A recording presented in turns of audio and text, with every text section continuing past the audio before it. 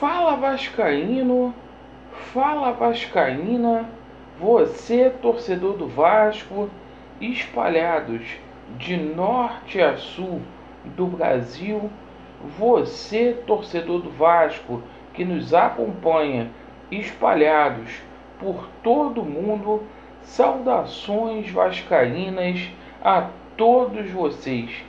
Primeiramente, um casaca no coração de cada vascaíno, um domingo abençoado. Eu peço a todos os amigos que ainda não são inscritos aqui no canal para nos conceder a honra, se inscreva no nosso canal, deixe o seu like ou o seu dislike e, por favor, ativem o sininho para vocês poderem receber as notificações relativas ao nosso conteúdo. Meus amigos, neste vídeo falaremos aí um pouco sobre a derrota do Vasco da Gama contra o Coritiba ontem, um resultado que nenhum torcedor do Vasco esperava, e vamos falar aí sobre a questão política do Vasco da Gama, as coisas podendo mudar já nessa segunda-feira, a gente podendo ter uma reviravolta. Ontem a gente teve a notícia que também o Roberto Monteiro convocou a data de posse apenas para o dia 25 aí do Salgado, e vamos falar muito sobre isso.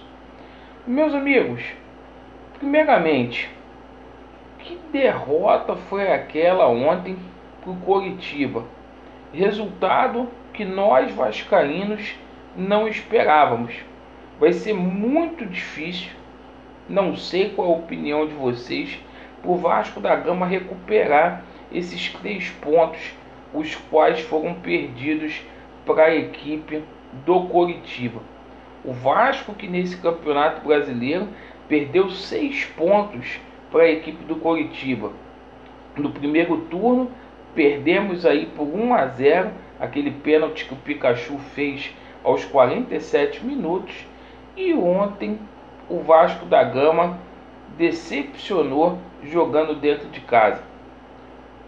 Em São Januário, a torcida, mesmo fora, fez uma festa, cantos, aplausos, fogos, e a equipe não correspondeu dentro de campo.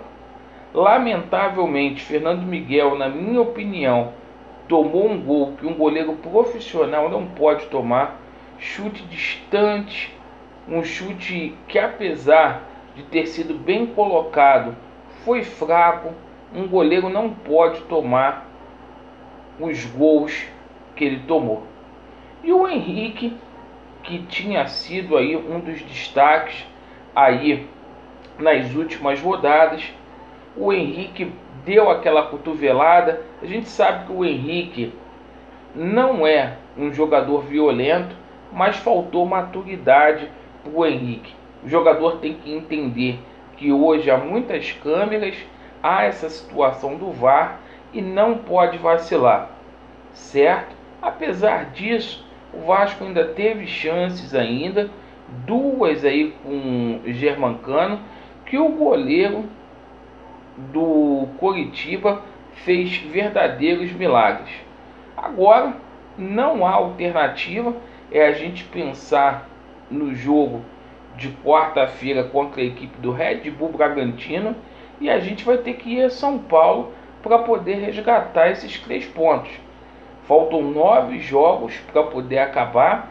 Dizem por aí que com 42 pontos dá para escapar, e vai ser martírio até o final. A gente espera aí que o Vanderlei converse com os jogadores, coloque a cabeça no lugar, e que segunda-feira seja um novo horizonte aí. Meus amigos, e por falar em novos horizontes, na segunda-feira a gente vai ter novidades aí com relação a todo esse processo jurídico aí no Vasco da Gama. O Roberto Monteiro convocou a data de posse para o dia 25, só na outra semana, certo? A gente tem várias ações sendo tramitadas aí no TJ, também lá no STF. A gente em breve vai ter novidades com relação a isso.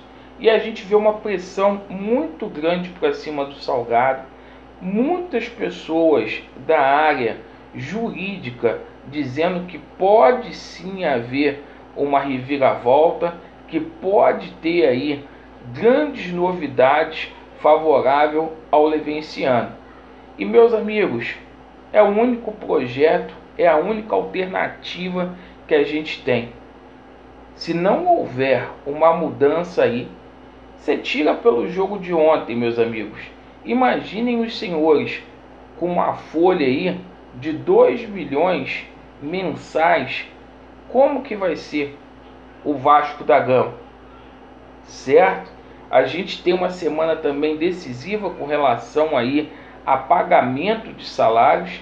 Dia 20 está chegando, na quarta-feira, e a gente espera que algo seja feito de forma definitiva para resolver esse problema aí de salários de funcionários e também aí de atletas do futebol do Vasco da Gama. E meus amigos, olha, nos bastidores tem muitas novidades aí que a gente não pode expor, mas há sim grande possibilidade de ter uma reviravolta.